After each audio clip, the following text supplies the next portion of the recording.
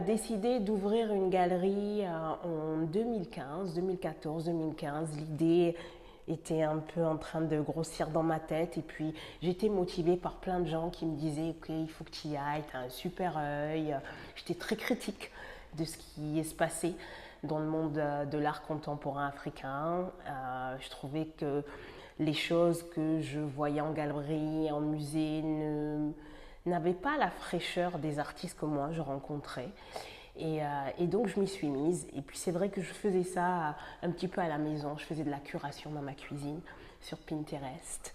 Et je filais des coups de main à des gens aussi, des amis qui étaient à la recherche de talents pour leur campagne. Donc je faisais un petit peu de freelance comme ça. Et puis je m'y suis mise je suis allée vers les artistes qui me plaisaient via Instagram, via Flickr.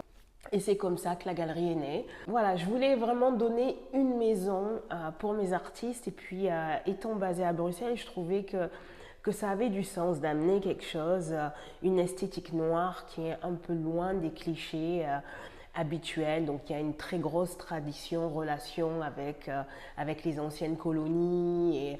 Et moi, je ne m'y retrouvais pas forcément là-dedans, dans cette représentation, étant d'origine sénégalaise, française.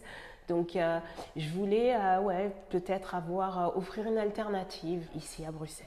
J'ai ouvert mon site avec une expo en ligne qui s'appelait Pulling Down the Walls. Et c'était, lorsqu'on a ouvert le site de la galerie, c'était le jour des élections aux États-Unis, des élections présidentielles. Donc c'était Pulling Down the Walls en référence à Donald Trump. Je voulais montrer des choses qui étaient jolies, mais montrer des choses qui ont du sens avec une note de politique. Et je voulais vraiment utiliser la beauté pour dire des choses importantes. Quand j'ai eu décidé de monter cette galerie, je voulais vraiment représenter des artistes qui me ressemblent. Donc, je suis noire d'origine africaine, mais en fait, j'ai pas grandi là-bas. Donc, c'est vrai que on va dire le noyau de mon roster, ce sont des gens qui sont un peu comme moi, qui ont les fesses entre deux chaises et qui ont beaucoup de questionnements sur la représentation, l'identité. Et donc c'est ce que j'ai mis un petit peu en avant. Donc il y a des artistes comme David Ouzouchoukou que j'ai mentionné, qui est un des premiers artistes que j'ai signé. Djeneba Adoyam qui est franco-togolaise, qui est basée en Californie qui est une ancienne danseuse et donc il y a beaucoup de grâce et de mouvement dans son travail et des couleurs très très fortes. J'ai des artistes brésiliens, notamment un artiste qui s'appelle Gleison Paulino, qui a fait une série sublime qui s'appelle Le Baptême, qui a été récompensé au Salon des Beaux-Arts à plusieurs reprises. Et encore cette année, il a eu une médaille d'or. J'ai Bettina Ptaluga qui est sur YouArt, qui elle est franco-uruguayenne. Donc Bettina, elle n'est pas du continent africain, mais on partage vraiment les mêmes valeurs. Donc elle est née près de Marseille, moi je suis marseillaise. Elle a sa famille de cœur, c'est ses amis qui sont des noirs, des arabes, des queers, des non-queers. Et elle a vraiment un regard très très très intime. En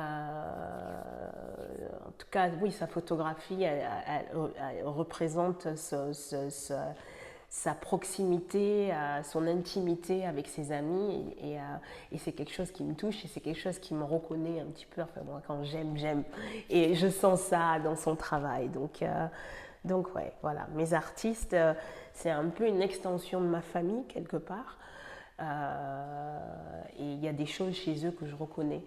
Et je pense que c'est pour ça que même si certains d'entre eux ne se connaissent pas du tout, quand on regarde le roster de la galerie, il fait totalement sens. Ils sont complémentaires les uns les autres. J'ai eu un coup de cœur pour la photo assez jeune, donc je ne viens pas du tout d'une culture où on m'a nourri dans l'art, avec de l'art autour de moi, mais c'est vraiment les magazines qui ont forgé mon œil et mon goût pour la photographie. Et j'ai travaillé dans l'industrie du disque pendant un certain nombre d'années. Donc j'étais directrice artistique, donc je signais des artistes pour la musique, mais également il fallait développer leur image. Je pense qu'à un moment donné, la musique et la photo, enfin la photographie a quasiment pris le dessus de mon amour, de ma passion pour la musique. Et donc je me suis progressivement laissée grignoter par cette passion et je suis allée à la découverte de plein d'artistes et je me suis fait un network comme ça. Il y a toute une histoire derrière cet espace, mais on voulait vraiment qu'il y ait une âme. On ne voulait pas faire une espèce de white box où les gens n'osent pas rentrer. Et déjà, dans le design de la galerie, on a essayé de conserver un maximum de choses assez chaudes, les vieilles tomates, les briques, donc pour pas effrayer les gens. Mais c'est vrai que malgré ça, les gens ont parfois du mal à passer le pas et à ouvrir la porte.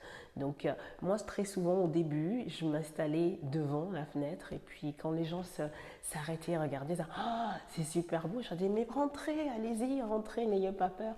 Et je trouve que, j'ai remarqué ça surtout auprès des personnes racisées en fait, qui se reconnaissaient à travers la vitrine, ils se reconnaissaient au travers des œuvres accrochées, mais ils n'osaient pas faire le pas. Et donc, je pense que oui, il faut être souriant, il ne faut pas être la galeriste classique comme on voit justement dans ces espaces super épurés, et, sans âme, ou dans les foires parfois tout le temps en train de taper. Il faut avoir cette connexion avec les gens et je pense que c'est important pour nous aussi de nous faire grandir. C'est bien d'avoir un retour sur ce qu'on fait. Moi, j'ai toujours eu une approche où on essaie de démocratiser l'art. Parce que je représente des artistes qui sont tous très jeunes, qui sont émergents. Et donc, leurs fans n'ont pas les moyens d'acheter des œuvres à 3 000, 5 000 euros. Donc, on a fait de temps en temps des drops avec des posters qui étaient dans les 100 euros. J'ai vendu quelques livres, donc le poster comme ça, on a fait des éditions plus petites, pareil dans les 100 euros. On essaie quand même d'être accessible pour toute une génération d'art lovers qui n'ont pas forcément les moyens d'acheter. Donc voilà, on essaie un peu de les décomplexer, de leur dire vous pouvez collectionner en achetant des livres.